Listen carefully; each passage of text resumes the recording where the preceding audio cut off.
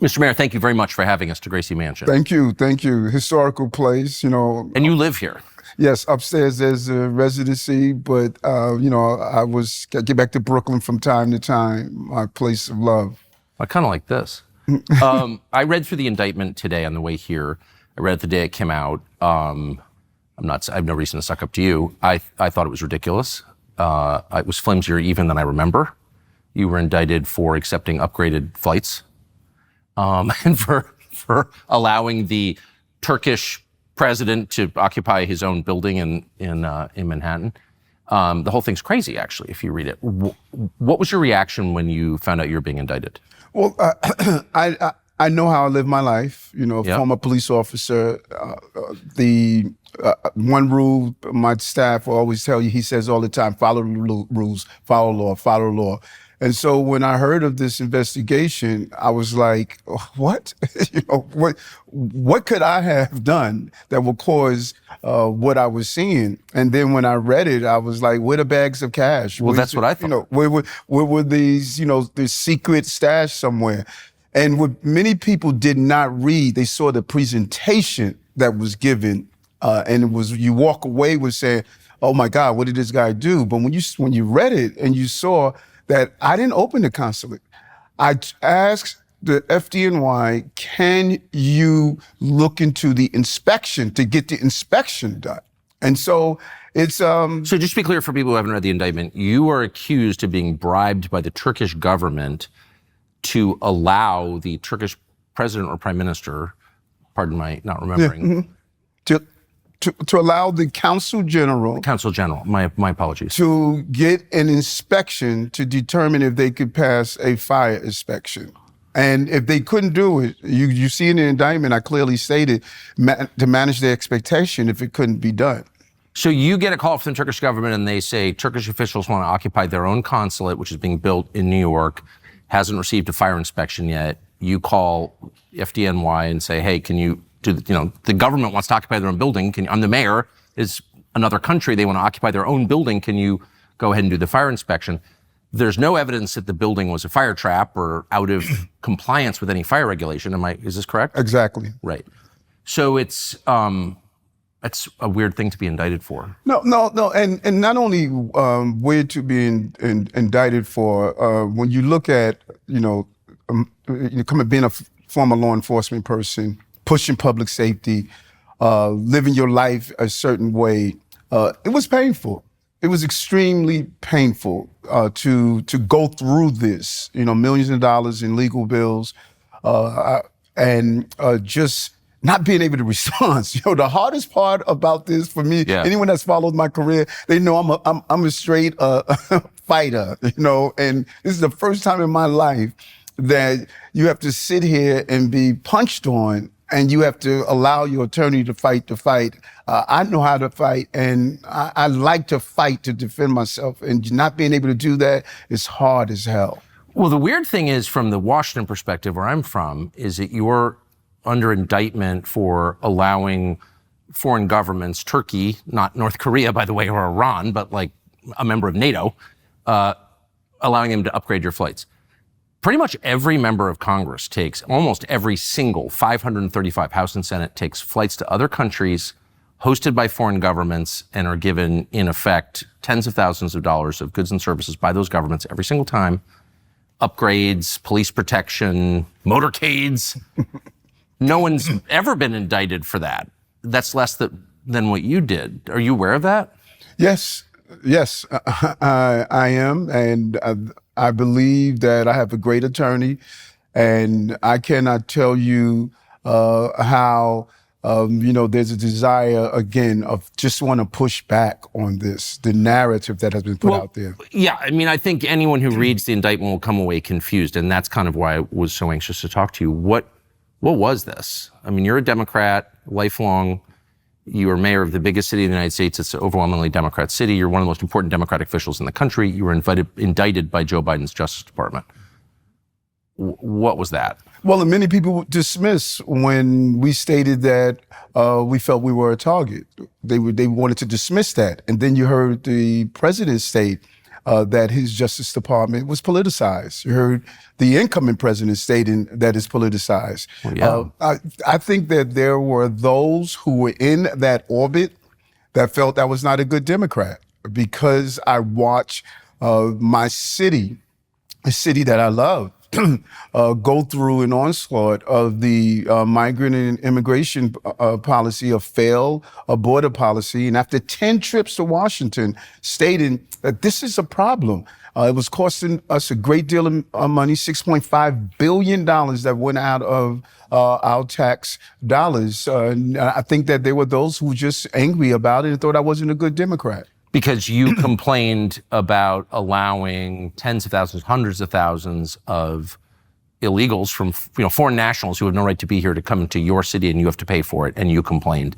And this indictment was punishment for complaining. Is that what you're saying? That is clearly my belief, and based on several aspects of it, that I can't go into detail, but there are other aspects of it that shows me that I was targeted because of that. So if we could just walk through and leave out the parts you can't talk about, of course, but this happens at the beginning of the Biden administration, which is close to the beginning of your administration. All these foreign nationals start showing up in New York. They have no money, they have no jobs, they have no place to stay, and you have to deal with them. And the taxpayers here have to deal with them. So you go to Washington. What were those meetings like? Sharing with them that this was a problem. Who did you speak to? I spoke with Julie Chavez, is one of the personnel, Perez, another personnel. I spoke with the president himself. I spoke with the president first. Then the president came here to New York City. The governor and I sat down with the president, and I said, Mr. President, I'm not sure what they're telling you about this problem, but this is a terrible problem that's playing out on the ground, that we need to fix our border, and we need to just stop allowing people to come into the country with no destiny. We don't know what we're doing with them. And there was some that were coming here that were almost 6 months to a year, in some cases 2 years, without any work authorization. Like, what do you do with someone that cannot provide for themselves for that long period of time? Well, what do you do? We had to house them. We had to feed, clothe, house, educate 40,000 children, hold them into a shelter system, the complete package of what you would do for an adult that can't take care of themselves. And so you tell the president and his aides this, and what do they say? Basically, be a good Democrat, Eric. Be a good Democrat? That was the basic overall theme. One of his aides told me that, listen, this is like a gallstone. It'll pass. Well, it's like a gallstone, it'll pass. Yes. It'll hurt now, but it'll pass. Well, you pee it out then. Right. Why do you have to? Well said. And then what many people didn't understand, because people believe that, okay, you're down 170,000. We were able to cycle out of our care. We still have about 52,000 that are in our care. And they say, well, okay, the damage is behind you. That is not true. We took $6.5 billion out of paying for chronically absent students. We could have paid $200 million for. We could have paid for housing, older adults. The long-term impact of what's happening to New York, Chicago, Denver, Los Angeles, Houston, the long-term impact has yet to materialize of what this crisis has done to our cities. So what do you think that damage looks like long-term? It's a combination of things. We're facing, after COVID, we're dealing with a severe mental health issue. Throughout the entire country. But specifically here in New York, we have a substantial number of chronically absent young people who were just traumatized from COVID and other things. And they just stopped coming to school. If I had $200 million that I can go out and go find those young people and place them back on the correct course, I'm preventing the long-term problem. If you don't educate, you're going to incarcerate. That's the common denominator in all of our prisons, the lack of education. I could have put hundreds of millions of dollars in what I'm doing around dyslexia screening and other learning disabilities. So those $6.5 million that I didn't put into housing, I did not put into senior care. We're getting ready to excuse medical debt for New Yorkers that are dealing with severe medical debt.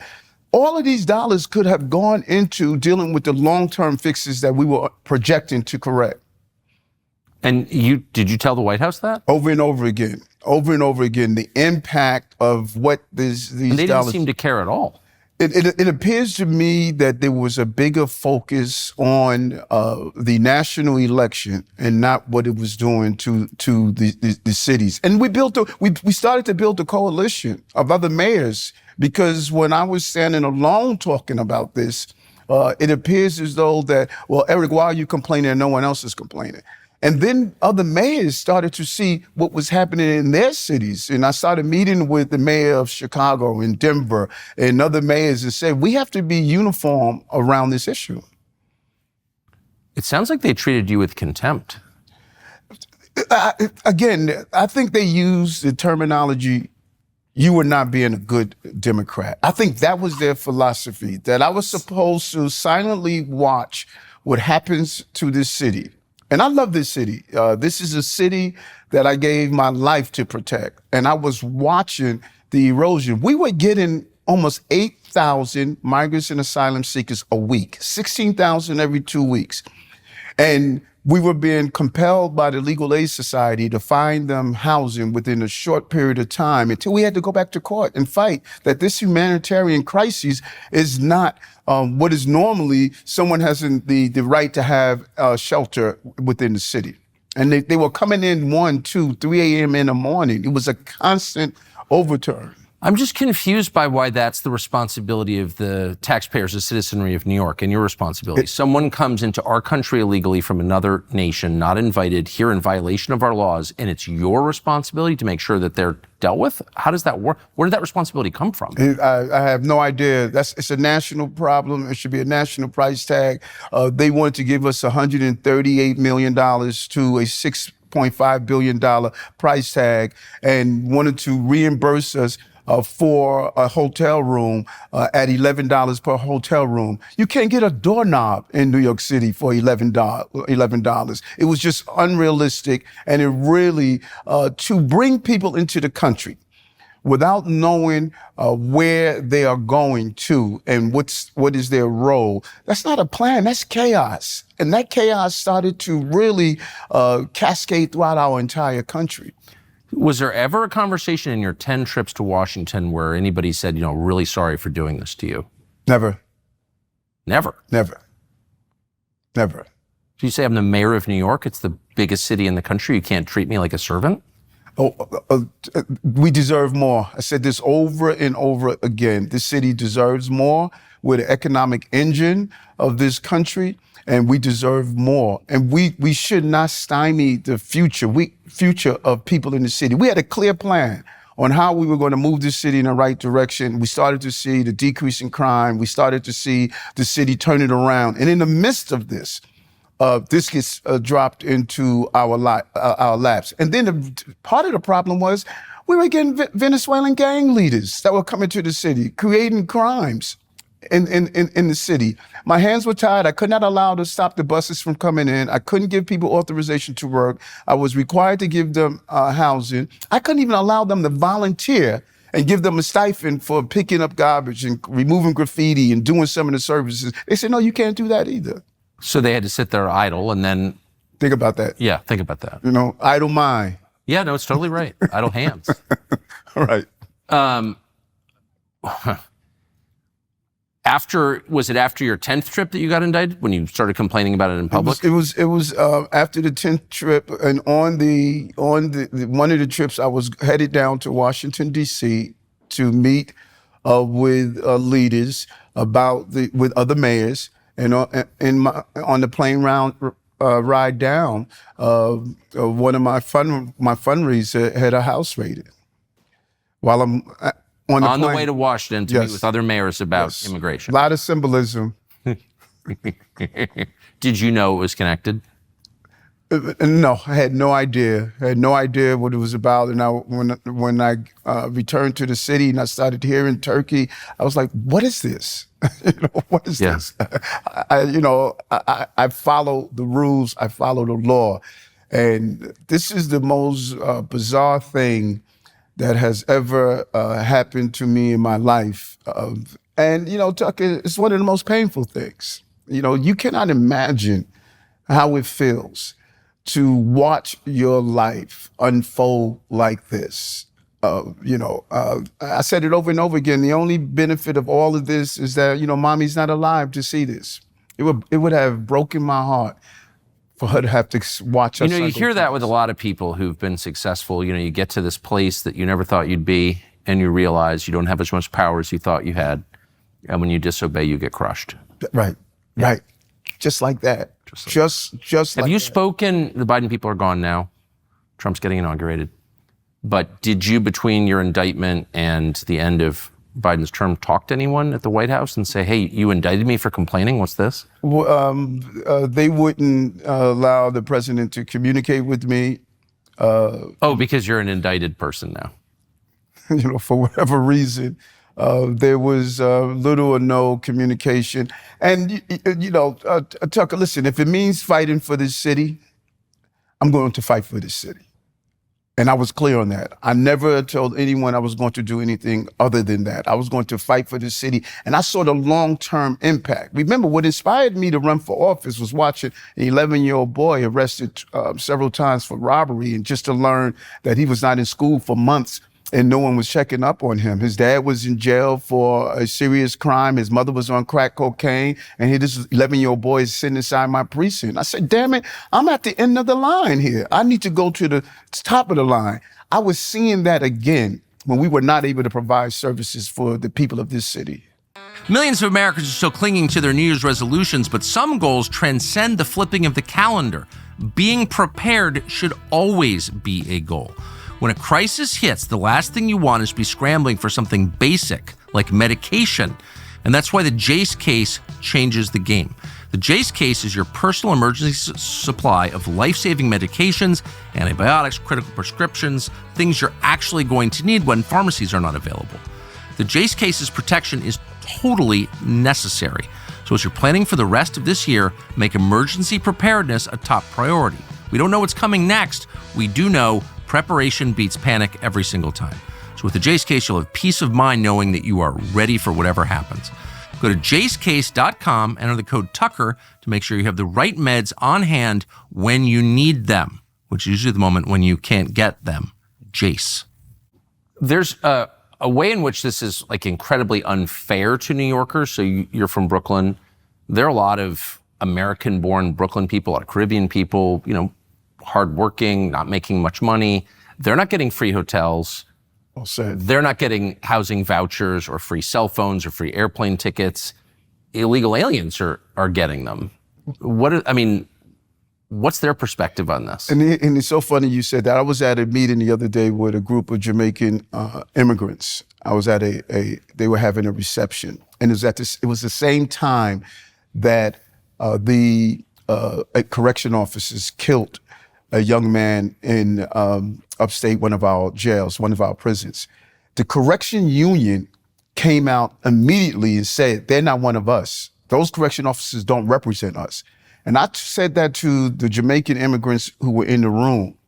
And I shared with them, you come here to pursue the American dream. Many of you stay with your family members, you leave loved ones at home, you fight hard, you're willing to do whatever job that's possible.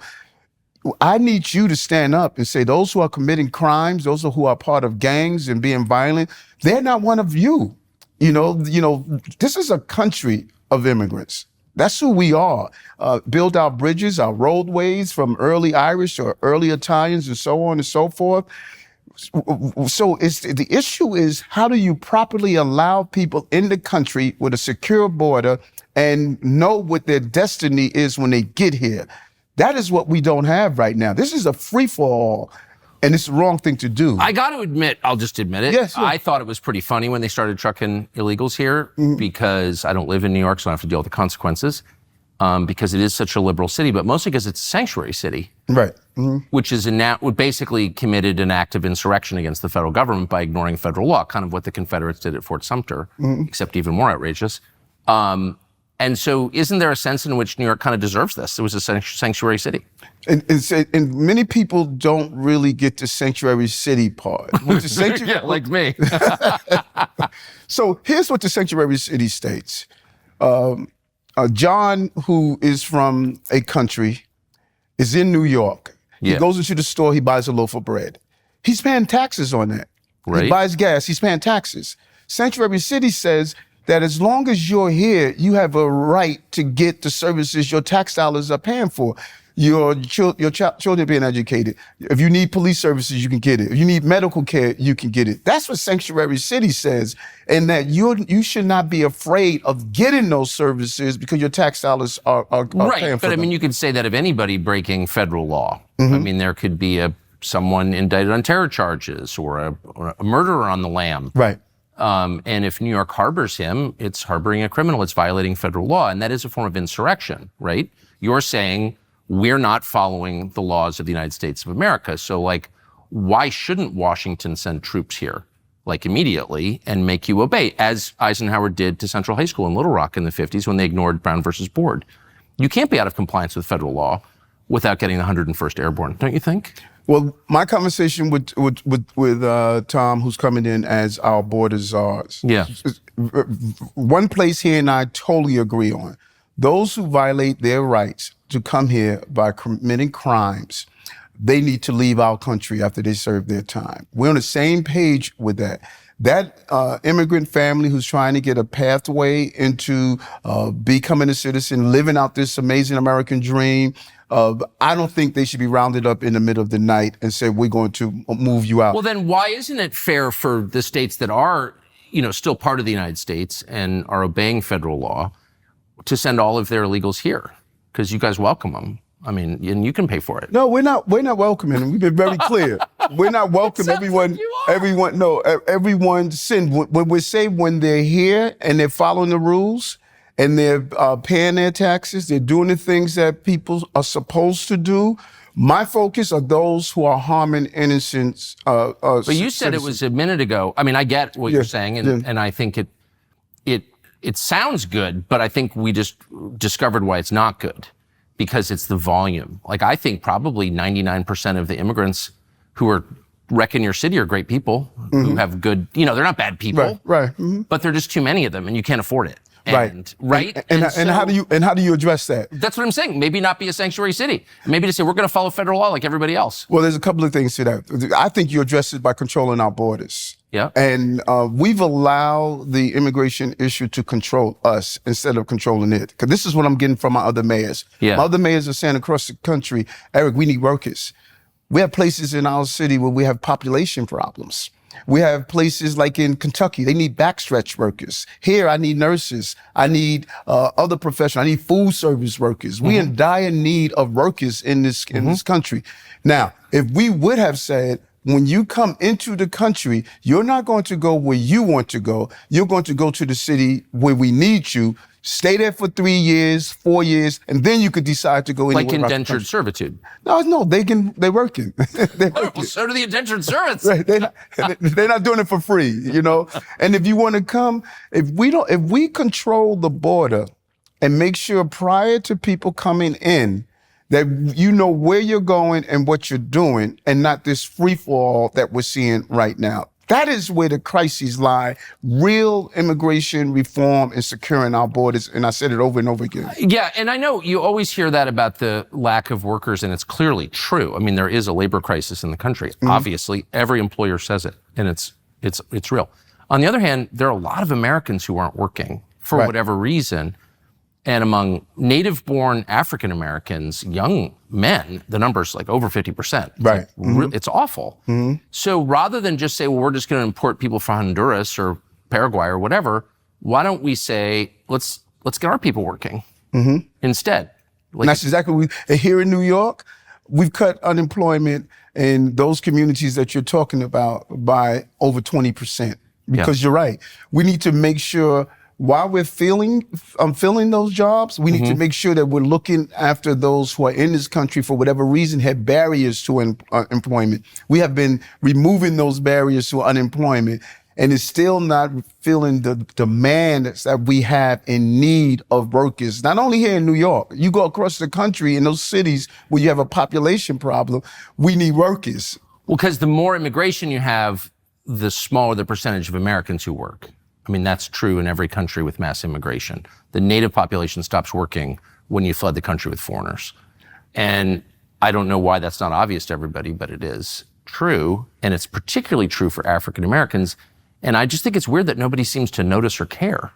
Yeah, no, well, I definitely care. I care about the employment. Yeah. I care about when I sit down with my business leaders, and my business leaders are saying, Eric, I have to close down a restaurant because I can't get workers. Yeah, here. that's real. I know Right. it is. You know, I believe that there's a solution and answer that starts with securing our borders, real immigration reform, removing those who are committing serious violent actions in our country, and continue the pursuit of the American dream. So what I see, the conflict, like big picture, I know you feel this every day, I don't know if you'll admit it, is the conflict between the people who pay for everything in politics, not just on the Democratic side, by the way, also Republican side, but they're all rich white liberals, just to be honest.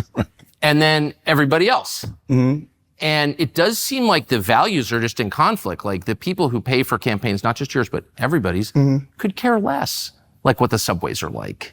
And they could care less about the downstream effects of education, like public schools. They don't send their kids to public schools. They don't care.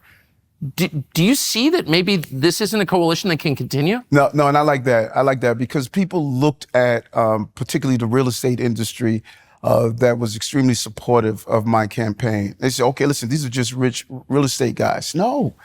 When I walked in the room and I explained to them that if we don't fix our school system, the first thing someone will do when they go to buy property, they ask two questions. How good are the schools? How safe is the community? Yeah. I ran on better schools, safe communities. And so, yes, maybe that affluent real estate owner is not sending his child to public school, but no one wants to bring their company here if you have bad schools and unsafe communities. And so there is this symbiotic relationship, even if they're not directly connected to it. They need safe streets, good schools in order to bring in those employees, those workers, those renters, those buyers. And that is what I stood for. Or they could just go to Florida. I mean, I was in Miami last week, which is, it's totally transformed. If you haven't been to Miami recently, it's like everyone you heard. I was with New Yorkers actually there because they were all there and for New Year's, and a lot of them live there now. And they're bringing their finance money down there, which is the single largest private sector employer in your city, of course, is banking. Right.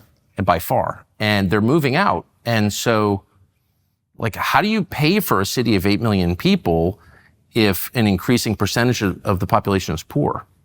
If the rich people are leaving, which they are. Like, how do you do that? And we're very tired. First of all, we have to stop that far left rhetoric that wants to demonize success. And far too often we do that. We want to be difficult to business. We want to demonize success. We want to do things that impact the quality of life in cities. Like, how do you legalize public urination? We did everything to get encampments off our streets, and I'm back in court fighting with those who want to allow. Why do you go to court? Why don't you just send the cops there? Get off the street. It's not your side. You don't own the sidewalk. Because what are you going to do about it? And I'm with you, Tucker. No, but I'm just saying, like, I'm not saying. But we're sued because of it. Yeah, but so what? No, we're still doing our job. Don't get me. No, but just make. What are you going to do about it, Mr. Legal Aid guy? You ban guns. Like, only the cops have guns, and we're not allowing people to live on the sidewalk or sell fentanyl to kids. Like, sorry, tough shit. Why don't you do that? You're good, Lord. Kind of go full fascist a little bit. People would love you if you did that. So You've thought about that. Here's what we have done. When we first came into office and we stated that we were not going to allow people to sleep on our streets, we did just that. Yeah. I don't want to hear all that noise.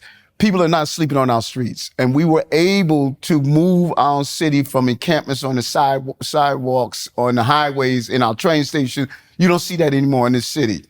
And because of that success, you now have those that are suing us, but we're still carrying out the job. But why don't you put the junkies in their houses? Miss Legal Aid lawyer, if you're so like, how many junkies do you have living in your house? 0. But you expect taxpayers in Queens to pay for shelter for junkies? Like, what? And that's a disconnect. Who are we serving here? That's the disconnect. You know, the loudest don't represent the majority. I hear from everyday New Yorkers that say, thank you for taking this encampment off our street. Thank you for making sure that our communities have the quality of life issues. But the professional loudest that really are not speaking on behalf of everyday New Yorkers, I hear everyday New Yorkers, and I know that we're in the right direction. I still hear people saying, everyone says New York is getting better, you know, low bar. But it's still, the subways are scary because there are a lot of crazy people on the subways. I saw a picture today of people waiting for a train and they're all standing with their backs against the wall so no one pushes them. Daniel Penny tried to save a man's life. He gets indicted for obviously doing the right thing. What do you do about that? Like what? Here's what we're going through in the city. What's overshadowing our success is how people are feeling because of random acts of violence. Yes. You have to go back to 2009 when you take out the 2 COVID years to see our subway system safer. We have over 1 billion riders, 4.5 million a day. We have an average of 6 felonies a day out of those 4.5 million a day. But none of that means anything when someone is burned to death on your subway system. That's exactly or right. someone shoved you to the subway track. But when you do a correlation of what's causing that fear, that anxiety, it's those with severe mental health issues. We have been fighting with our state lawmakers as well as those advocates again that are trying to stop us from taking those with severe mental health illness off our streets. And we have been successful in doing that. 8,000 people with mental health illness, we were able to remove off our subway system and put them into what we call safe haven. So the real battle is dealing with the anxiety that people are feeling. But this city has recovered more jobs in the city history, second largest tourism in city history. Our subway system is safe back to the 2009 days of 20,000 illegal guns removed off our streets. Our cops have stepped up. No matter how bad they've been treated by some, they've stepped up and they've produced for the city, people of the city of New York. But the prosecutors don't. I mean, I keep reading, some guy gets picked up, he's been arrested 47 times for violent crimes, not prosecuted. Like that's not sustainable. Like civilization can't exist under those circumstances. Well said. When I talk about it all the time, the criminal justice system is not just police. Everyone will see the police, but it's more than just the police. We need to have our judges on board, our prosecutors on board, our lawmakers on board. We were just showing stats today, people who are arrested 3 times in a year for the same crimes. The numbers are unbelievable. For robberies, for assault, for burglaries, for grand larceny. These guys it's a revolving door system. And it's not only here, if you go across the country, you will see it's the same stats, the same small number of people are repeatedly committing crimes. Always. Yes. So how is it that those people don't get put away? They keep doing it. We have to, like I said, every aspect of our criminal justice system must do. But why do not? its job. I mean, you know who they are. You've got some of the worst prosecutors in the country. George Soros paid for them, as you know. And why not just call them out and say people died because of that prosecutor?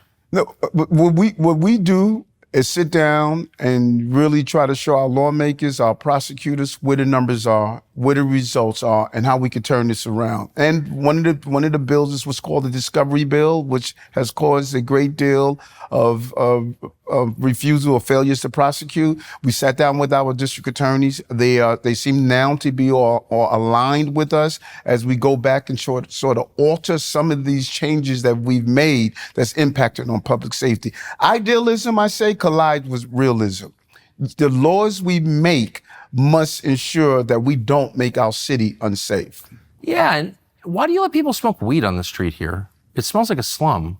Why not, if you want to smoke weed, just go to your apartment and watch TV or whatever, but why do you have to, people blowing weed on your face on the street? Has that made anyone's life better at all? Yeah. It's so funny. When I ran for office, that question came up about legalization of go marijuana. smoke in your apartment, Cannabis. And I was at a press conference, and I said, I smell weed everywhere. Yeah. And we need to manage how we're dealing with the cannabis issue. You know what my teachers are telling me? What? Our children are high all the time. Of course they are. They say they're high. So a small number of people run all the weed supply chains and the retail, and they're making a ton of money, and everyone's invested in it. Private equity's all up in it. I'm sure they're handing out money to politicians here. They are everywhere else in the country. But it's clearly hurting people, and it makes the place smell like a slum. I mean, it's disgusting. And everyone knows that. And why can't anyone do anything about it? Okay, one thing we did, we were having, after the law was passed to legalize cannabis, we were having illegal shops open everywhere. And we had no power to close them the way we wanted to. We went back to Albany. This is where our state government is, as you know. We went to Albany and we stated, we have to get this under control. The governor gave us the authority. We've closed down over 1,300 of these illegal shops, almost $67 million in illegal cannabis we took off our streets. And now the legal cannabis business is thriving. But what we must do, now we need to go back and say, listen, what should we be smoking? How we should manage this even more. Yeah. And I'm with you. I think there's too much open cannabis being smoked on our street. We need to really carefully decide where you can smoke cannabis. And I go with you on that also. Smoke at home. Are you ready to make getting a good night's sleep your New Year's resolution? It's a worthy resolution. Cozy Earth completely transformed the way we sleep, and it's made the difference. Everyone on our team agrees. They got bamboo sheet set. It sounds weird, but it's awesome. Ask anyone who works here. They love them. Cozy Earth sheets made from 100% premium bamboo derivatives are soft and breathable, and they get better with every wash. Again, sounds weird until you try it, in which case you are hooked. Cozy Earth also prioritizes quality and care with a 100-night sleep trial. So that means you try their sheets for up to 100 nights. If you don't love them, you send them back for a full refund. We're not going to ask what they do with those sheets, but you get your money back, so there's no risk. A good night's sleep is essential. Visit CozyEarth.com/Tucker. Use our exclusive code Tucker for up to 40% off. And if you get a post-purchase survey, mention you heard about Cozy Earth from this show. We'd be grateful. So tell me what you think of this vision. This is a liberal vision. Mm-hmm. You want to do weird stuff at home, we're not going to bother you. We're not going to ask any questions, but it's kind of up to you because it's your life. Right. That's kind of the liberal idea. Don't do it on the street. You want to have a parade? Put your junk away at the Pride Parade. Don't have sex with people in ATMs. Don't smoke weed on the street. If, you're a violent, crazy person, don't bark at people on the subway or push them in front of trains. Like, just keep it indoors. Why can't New York arrive at that? And you would not have one argument with me. Don't publicly inject yourself with drugs. Don't publicly urinate on the street. Yeah. Don't smoke in front of somebody's house, smoking your cannabis. If you want to smoke cannabis, do it at home. Yeah. If you want to urinate, go use the bathroom. So you're not going to get a debate. You won't get a debate from me. But you wonder, is that far right to say go do your weird shit at home? I don't think that's far right, is it? No, you know what has happened in our country? We reached a point where any and everything goes. And, the most bizarre it is, the most people think it's acceptable. But it's not to everyday working class people. That's what people don't fully understand. Everyday working class people don't believe in any and everything goes. I totally agree with that. Yeah, I'm just, for the record, I'm kind of against all immigration right now. We have too much of it.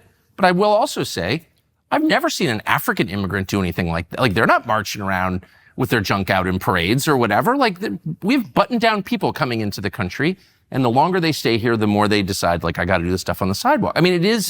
It's a very specific, affluent liberal culture that promotes doing all that stuff in public. And I'm wondering why are they in charge of everything? Have you ever wondered that? Well, what happens is that if you push back on that's the norm, and that's what working class people want, you get demonized. Or indicted. Right. For upgrading your flights. And that's exactly what you happen. So people often say, well, you don't sound like a Democrat, and, you seem to have left the party. No, the party left me, and it left working class people. And our conversations that we should be talking about are not the issues that everyday people that are in power are talking about. People are concerned about the future of their families, and that should be our focus, and that's the focus of this administration. It does seem that way.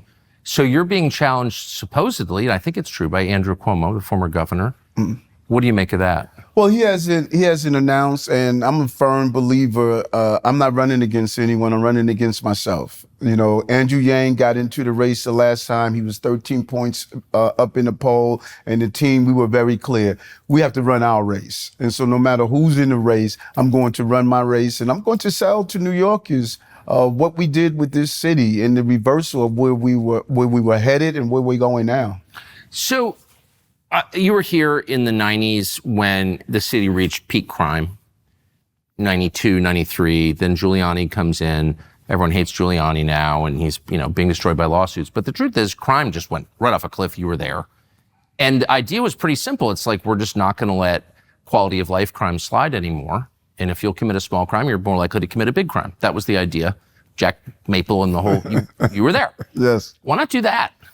Well, no, that's exactly, and you're right. And I policed during that era, and Bill Bratton, who I have a great deal of respect for, and Jack Maple, as you mentioned. Many people don't know that name, Jack Maple, but we owe a debt of gratitude to his commitment. And that whole model of just not accepting any and everything goes, I know how successful it is. And that is a methodology that I believe and I live by, because I police when you allow any and everything goes. I was in the subway systems and I saw what our subway systems look like. And so you have to go to the method, as Bill would say, you have to reclaim the city so that you can make sure it's doing the right thing for our New Yorkers. What are you expecting with this indictment?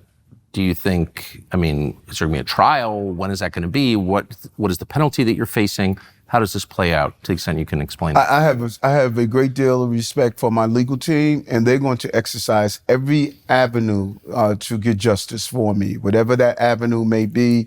Alex is a great attorney. Spiro. Yes, he's heading my defense, and he's going to exercise every avenue to get justice. What's the potential penalty hanging over you? Oh no, this is real time. You could do 20, 30 years. You could do 30 years for taking flight upgrades? This is real. Do you wish you'd flown coach in retrospect? Listen, look, you can't live. Just bring your own food. You can't live life in the rearview mirror. You got to live life in the front windshield. Have you talked to Trump? Yes. How'd that go? Very well. We talked about, he loves the city. Yeah, he does. And we talked about, how do we do things to work together to improve the city. And as I told everyone, I'm not here to be warring with the president. I'm here to work with the president, and everyone should do that. And you have the mayor of Washington reached out and said the same thing. After that, you have the governor did the same thing. People realize that you can't spend the next 4 years fighting. We need to spend the next 4 years listening to the American people. The popular vote, the electoral vote. We can't be bigger than the American people. And if the American people are saying we need to do something about our borders, we need to do something to make it easier to do business in the city, we need to do things differently, we need to be open to do that. And, we need to be clear with even if incoming president is talking about with the new visas of getting some of the intellectual talent into this country. I think there's some great opportunities, and we need to find out those areas of agreement. But you're not going to let those people drive into the city without paying a big tax? No. Why not let people drive in your city?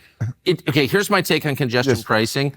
This is the bicycle lobby from the West Side who doesn't believe in cars in the first place, exerting undue influence once again on the mayor's office and shafting the people in Westchester, the outer boroughs, just want to drive their minivans into the city to do a day's labor. And I always tease people when I'm at the town hall. A guy came up to me one day and said, "You know what? I'm getting a divorce. It's your damn fault, Mayor." Everything that happens wrong in the city, people look at the mayor. We had nothing to do with congestion price. That's the governor's and MTA. Were you involved with his wife at all? Or? No, I mean, you don't have to answer. Listen, the people think the mayor made that decision. The MTA made that decision in partnership with Albany. That made the decision in the federal government.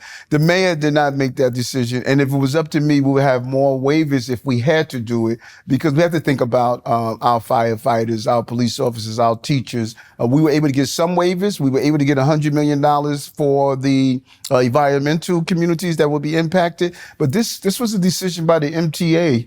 The environmental communities? Like places like the Bronx, because people would be parking their cars there, they would be trying to reroute themselves. And some communities have a historical problem with environmental issues because of the Cross Bronx Expressway and other issues, that they had to deal with. Now you're getting into deep New York stuff. I'm drowning in it. I don't even understand what you're talking about. But can we both agree that people who ride bicycles should have no say in governance in the city of 18? No, they should have say. Minor say. They shouldn't have control. They shouldn't have control. Yeah, they shouldn't have control. And so you have some communities where we attempted to force bike lanes and other items in their communities. And we said, no, we have to communicate with those long-term community residents.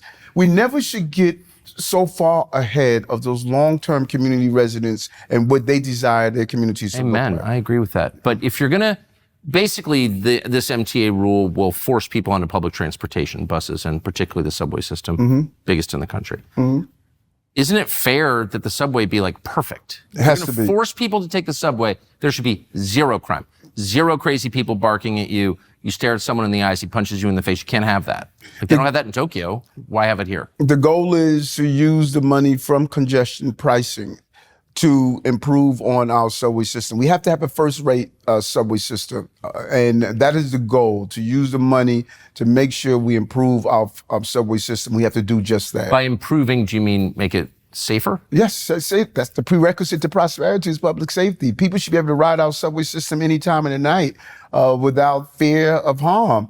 And you can't do it by allowing people to stay on the system that are harmful to themselves and harmful to others. That's why we took 8,000 off the system, to give them the care that they deserve. Why are there so many mentally ill people all of a sudden all That's around? a great question. That's a great question. And I don't know the answer. yeah. But Well, you know, we made a mistake years ago when, because of the way our psychiatric wards, the draconian practices of those psychiatric wards, advocates came in and stated that it's wrong for people to be kept in these locations.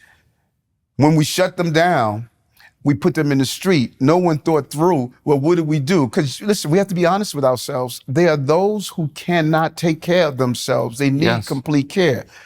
51% of our inmates at Rikers have mental health issues. I believe 20% have severe mental health issues. Yet we're closing the jail, open 4 new jails just to create 4 more smaller Rikers. I say let's turn one of them into a state-of-the-art mental health facility for outpatient, inpatient treatment.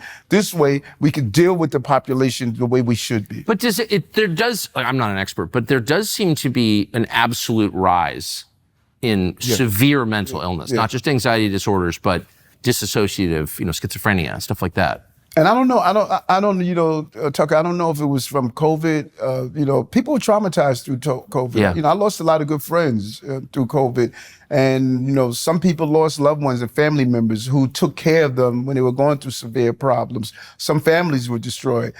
I've seen an increase after COVID or during COVID. I don't have any empirical data that can state that, but we do need to look at it. It's a national problem. When I go across the country, I'm seeing the same problem, and there's no real attempt to address it as much as I believe we should be. What about all the people who were hesitant to take the vax, who didn't know enough or who are aware of, previous incidents of the government lying about public health?